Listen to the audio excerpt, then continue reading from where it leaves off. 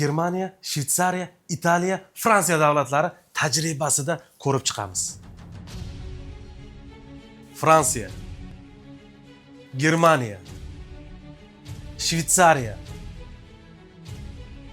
Nasimis Consulting sizga Yevropa eshiklarini ochadi.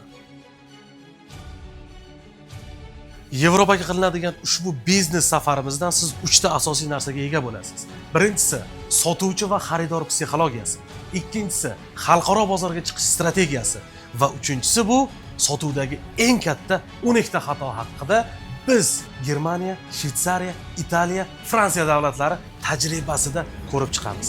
Biznesingizni masshtablashtirishni istasangiz, xalqaro darajadagi ilm, kuchli networking hamda unutilmas sayohat ushbu davlatlarda bo'lib o'tadi.